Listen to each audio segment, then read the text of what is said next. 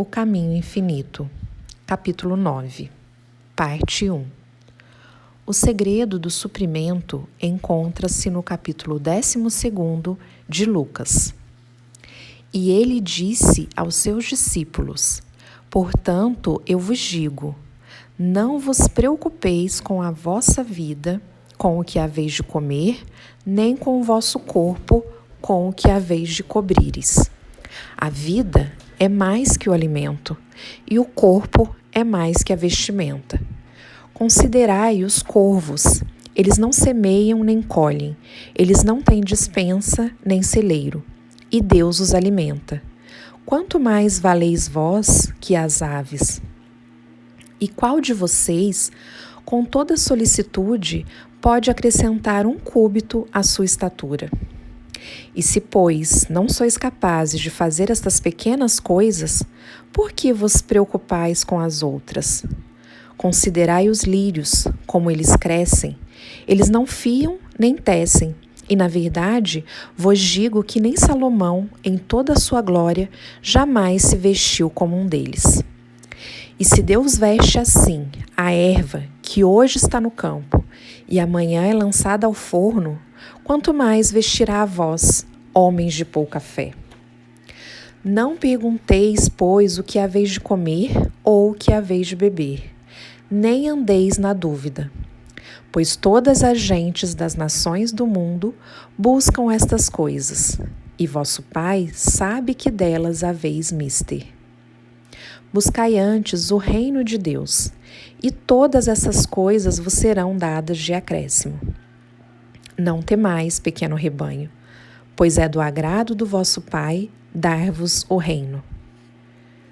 Surge agora a questão: como é possível não nos preocupar com o dinheiro quando as prementes obrigações devem ser satisfeitas? Como podemos confiar em Deus se ano após ano tais problemas financeiros nos afligem? Geralmente, não por falha nossa? Vimos na passagem de Lucas que o modo de resolver nossas dificuldades está em não nos preocuparmos com o suprimento, quer seja dinheiro, alimento, roupa ou qualquer outra forma. E o motivo pelo qual não precisamos estar ansiosos quanto a isso é que é do agrado do vosso Pai dar-vos o reino, uma vez que Ele sabe que delas haveis mister. Para podermos entrar completamente no espírito de confiança desta passagem inspirada das Escrituras, temos de compreender que dinheiro não é suprimento, e sim o resultado ou efeito do suprimento. Não existe tal coisa como suprimento de dinheiro, de roupas, de casa, de automóvel ou alimento. Tudo isso constitui o efeito do suprimento. E se este suprimento infinito não estivesse presente dentro de nós, nunca haveria as coisas dadas de acréscimo em nossa vida. As coisas de acréscimo, naturalmente, são estas coisas práticas, como dinheiro, alimento e roupas, que são tão necessárias neste estágio da existência. E se dinheiro não é suprimento, que é este então? Façamos uma pequena divagação e observemos uma laranjeira carregada de frutos. Sabemos que as laranjas não constituem o suprimento, pois quando estas tiverem sido comidas, vendidas ou dadas, uma nova safra começará a brotar. As laranjas se foram, mas o suprimento continua, pois dentro da laranjeira existe uma lei em operação. Chame-a de lei de Deus ou lei da natureza. O nome não é tão importante, mas o que importa é o reconhecimento da lei que atua na, através e como laranjeira. E esta lei opera internamente. Através das raízes vêm os elementos minerais, nutrientes, água, elementos do ar e mais a luz solar, que são então transformados em seiva. Esta, por sua vez, caminha tronco acima, é distribuída pelos ramos e finalmente toma expressão como flor. A seu tempo, esta lei transforma as flores em bolotas verdes e estas se tornam laranjas maduras. As laranjas são, pois, o resultado ou o efeito da ação da lei na, através e como laranjeira. Enquanto esta lei estiver presente, teremos laranjas. A laranja, por si, não pode produzir outra laranja. E assim compreendemos que a lei é o suprimento e as laranjas seus frutos. Os resultados, os efeitos da lei. Dentro de mim e de você há também uma lei em operação, a lei da vida. E a conscientização da presença desta lei é o nosso suprimento. O dinheiro e as coisas necessárias à vida diária são os efeitos da conscientização da atividade da lei interior. Esta compreensão nos permite desligar o pensamento do mundo exterior para habitarmos na consciência da lei. Que é esta lei, que é nosso suprimento? A consciência divina ou universal, a sua consciência individual. Isto é a lei. E ela é de fato a nossa consciência. Assim, nossa consciência se torna a lei do suprimento para nós, produzindo a sua imagem e semelhança na forma de coisas necessárias ao nosso bem-estar. E assim, como não há limites para a nossa consciência, tampouco há limites para a percepção consciente da ação da lei e, por isso, não há limites para o nosso suprimento em todas as suas formas. A consciência divina ou universal, nossa consciência individual, é espiritual. A atividade desta lei interior é também espiritual e, por isso, nosso suprimento, em todas as suas formas, é espiritual, infinito, sempre presente. Aquilo que vemos como dinheiro, alimento, vestimenta, carros ou casas representa a nossa interpretação dessa ideia. Nossos conceitos são tão infinitos como nossa mente. Convenhamos que, assim como não precisamos nos preocupar com as laranjas, enquanto tivermos a fonte ou suprimento que produz continuamente os frutos para nós, também não precisamos mais nos preocupar com o dinheiro. Aprendamos a olhar para o dinheiro como olhamos para as folhas ou para as laranjas, como um resultado natural e inevitável da lei que age interiormente. Não há, de fato, razão para nos preocuparmos, mesmo quando a árvore nos pareça desfolhada.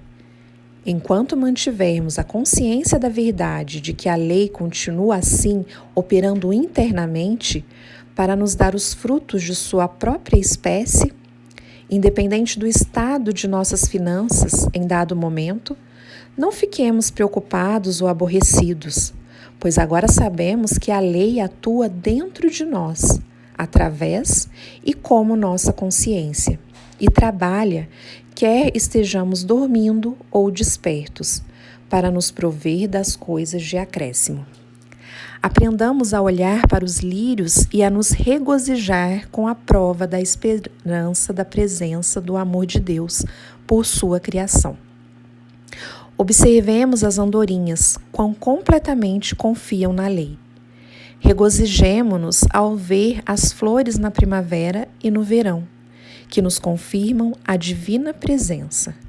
Assim como aprendemos a nos alegrar com as belezas e generosidade da natureza, sem o desejo de nos apoderar de qualquer coisa, sem o medo de que seu suprimento não seja infinito.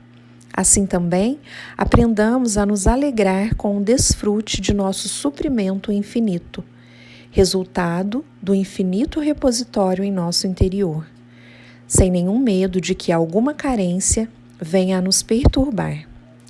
Gozemos destas coisas do mundo exterior, sem, contudo, considerá-las como suprimento. Nossa conscientização da presença e da atividade da lei é nossa consciência de suprimento. E as coisas exteriores são as formas sob as quais nossa consciência se expressa. O suprimento interno se manifesta como as coisas externas de que necessitamos. Parte 2. Num certo instante, dizemos que não devemos nos preocupar quanto ao nosso suprimento ou à nossa saúde, e no momento seguinte dizemos que precisamos orar sem cessar. E conhecereis a verdade, e a verdade vos libertará. Embora isso pareça contraditório, ambas as afirmações estão corretas, mas elas têm de ser compreendidas. Há sempre uma crença de bem humano em operação, uma lei de estatísticas, e dela nós extraímos nosso benefício material. Nas vendas de porta em porta, há geralmente uma média de uma venda a cada 20 visitas. Nas propagandas de mala direta, há um retorno médio de 2%. No dirigir veículos, é dito que a regra estipula uma certa porcentagem de acidentes. As companhias de seguro de vida possuem uma tabela de expectativa de vida e, baseando-se nessas médias, elas podem lhe informar a cada instante quantos anos de vida ainda lhe restam. Viver humanamente, isto é, seguir ao longo do dia a dia, permitindo que estas médias nos afetem, permitindo que crenças humanas operem sobre nós, não é um modo de vida científico. Isso tudo faz parte da crença em existência humana, e a menos que façamos algo especificamente a esse respeito, ficaremos expostos a estas chamadas leis de saúde ou econômicas. Estas sugestões, que realmente não passam de crenças, são tão universais que agem de modo hipnótico e tendem a produzir efeitos sobre os menos avisados, trazendo-lhes limitações. O que nós podemos fazer para nos manter livres de tais sugestões e vivermos acima delas? Em primeiro lugar, temos de viver em um plano de consciência mais elevado. Tanto quanto possível, temos de nos exercitar no conhecimento de que qualquer coisa que exista no campo do efeito não é uma causa, não é criativo e não tem poder sobre nós. E isso nos leva a um importante ponto da sabedoria espiritual. Eu sou a lei, eu sou a verdade, eu sou a vida eterna. Ora, uma vez que eu sou consciência infinita e a lei, nada do mundo exterior pode agir sobre mim e se tornar uma lei para mim. Não há nada que nos possa infligir sofrimento, a não ser a aceitação da ilusão como realidade. As coisas chamadas pecado e a doença não são coisas pelas quais temos de sofrer. São formas assumidas pelo erro. Independentemente do nome que lhe dermos, elas são só hipnotismo, sugestões, ilusões se apresentando como pessoas, lugares ou coisas, se mostrando como pecado, doença, necessidade ou limitação. Não devemos viver como se fôssemos efeito, com alguma coisa operando sobre nós. Lembremos de viver como a lei, como o princípio do nosso ser. Podemos assumir os nossos negócios só na medida de nossa percepção consciente de que estes são efeitos de nossa própria consciência, a imagem e semelhança de nosso próprio ser, a manifestação ou expressão do nosso eu divino. E só então seremos a lei que os governa. Temos de começar nosso dia com uma reflexão sobre nossa verdadeira identidade. Temos de nos identificar como espírito, como princípio, como a lei que atua em nossas coisas. É coisa muito necessária relembrar que não temos necessidades. Somos consciência espiritual, individual, mas infinita, corporificando dentro de nós mesmos a infinitude do bem. Por isso, somos o centro, o ponto da consciência divina que pode alimentar 5.000 pessoas a cada dia, não usando nossa conta bancária, e sim a infinitude do bem que jorra através de nós, assim como fazia através de Jesus. Não vamos de encontro às pessoas pensando no que podemos delas obter ou no que elas possam fazer por nós. Apenas vamos para a vida como para a presença de Deus. Ao longo do dia, quer estejamos fazendo trabalho doméstico, dirigindo o carro, comprando ou vendendo, temos sempre de nos conscientizar que nós somos a lei do nosso universo, o que significa sermos a lei do amor para com todos que fazem contato conosco. Devemos lembrar conscientemente de que todos os que entram na esfera de nosso pensamento e atividade devem ser abençoados por este contato, pois nós somos a lei do amor, somos a luz do mundo. Lembremos de que não precisamos de coisa nenhuma, pois que somos a lei do suprimento em ação. Podemos alimentar 5.000 daqueles que ainda não sabem de sua verdadeira identidade. Existe a crença da separação entre nós e Deus, nosso bem, e nós a corrigimos quando reconhecemos que eu e o Pai somos um. Tudo que o Pai tem é meu.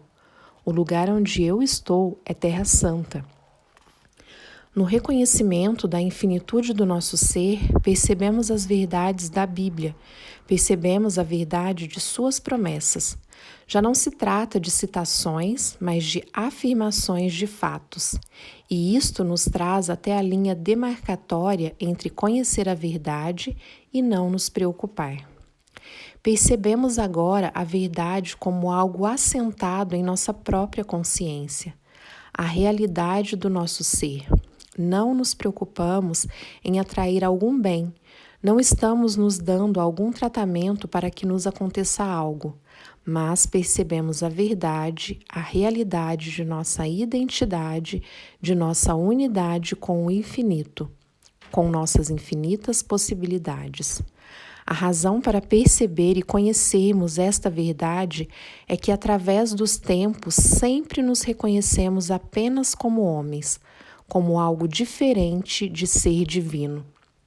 E a menos que, diária e conscientemente, lembremos da verdadeira natureza do nosso ser, recairemos sobre a crença geral de que somos algo separado e longe de Deus.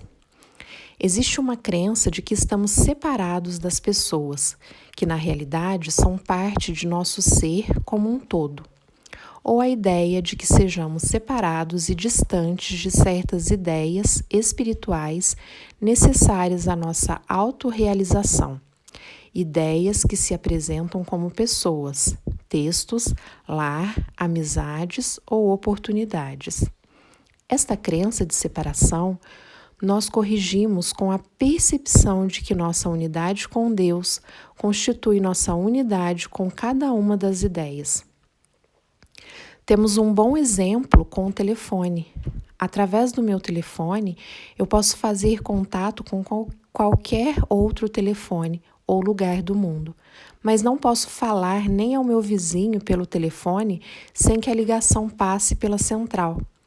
Se então eu estabelecer meu contato com a central, serei um com todos os telefones. Pelo conhecimento de nossa unidade com Deus, o princípio infinito, o amor, encontramos e manifestamos nossa unidade com todas as ideias necessárias à expansão de nossa completeza.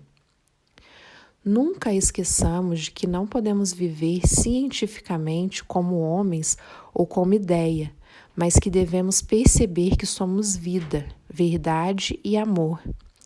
Devemos aceitar a revelação de Jesus sobre o Eu Sou, até que se torne realizada em nós. Paremos de tentar aplicar a verdade. Tal tentativa de aplicar a verdade nada mais é que uma ação do pensamento humano.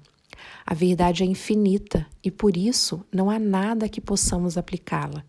Ela é a realidade do ser e não há nada exterior ou interior sobre o que ela possa agir. A verdade age e trabalha por si própria, ou seja, é autooperante.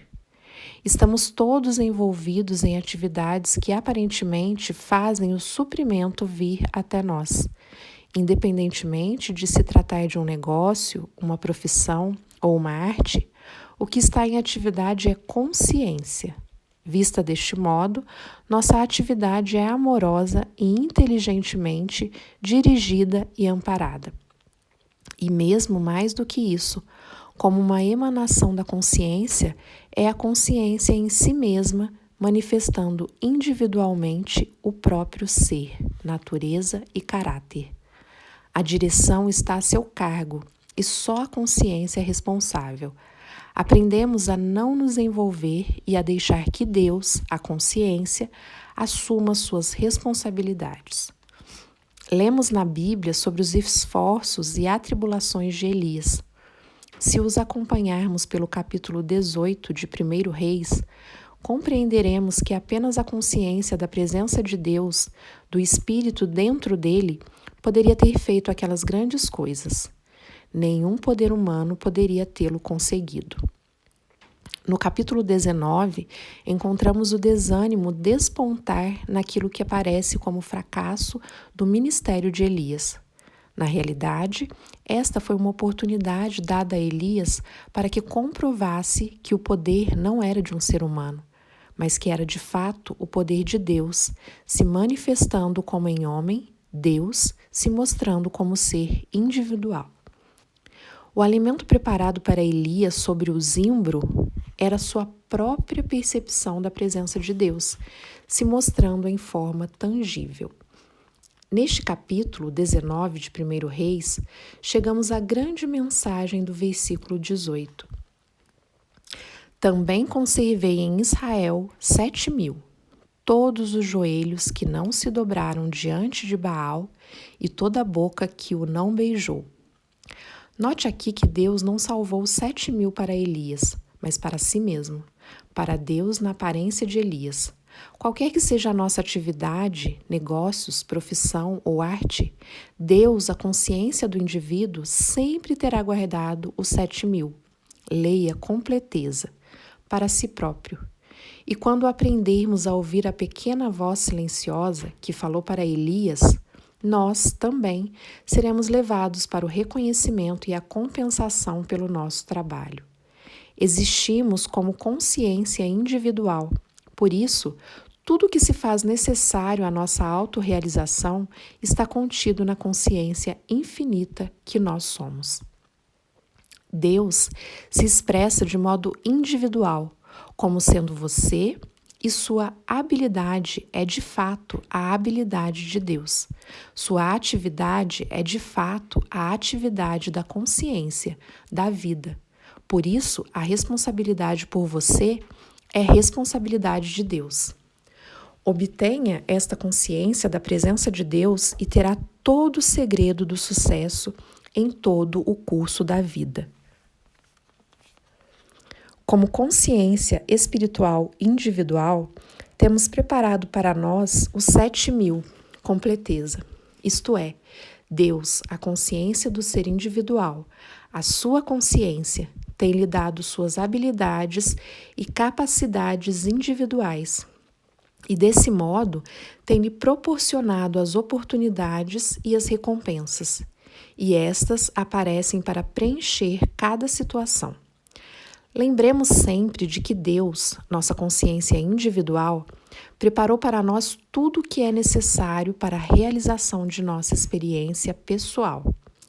Nunca estamos fora da harmonia do ser de Deus.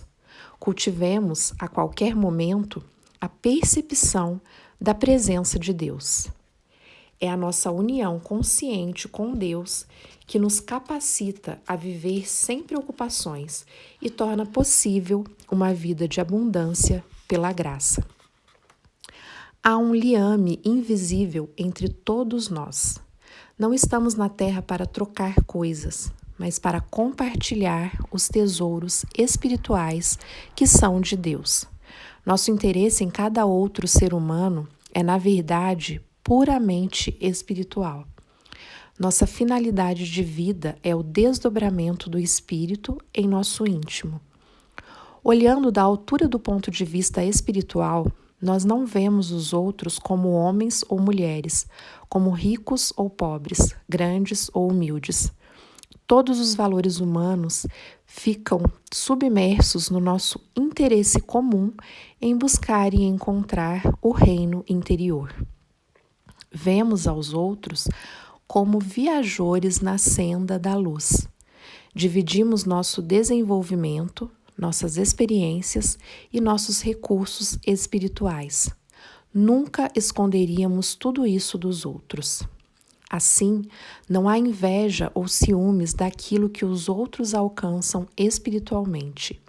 Que fique bem claro que qualquer coisa que tenhamos em termos de suprimento, posição, prestígio ou poder, saúde, beleza ou riqueza é presente de Deus e, por isso, igualmente disponível a todos na medida de sua abertura de consciência.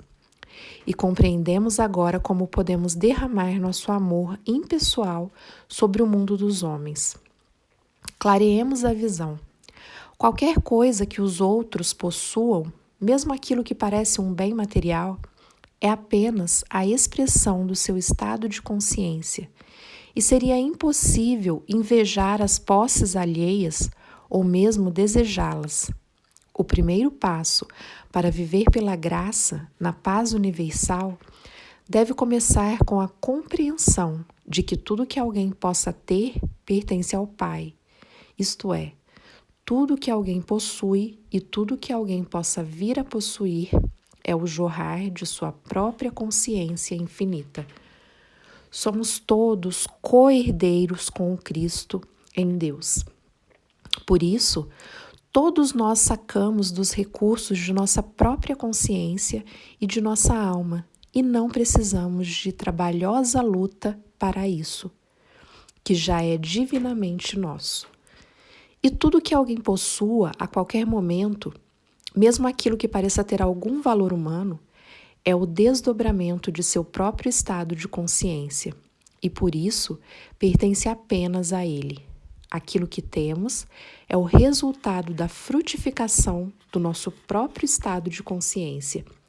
E aquilo que ainda não conseguimos representa a nossa falta de união consciente com Deus, nossa consciência infinita.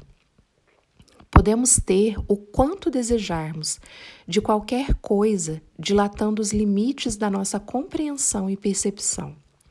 Nada do que podemos obter dos outros será realmente nosso.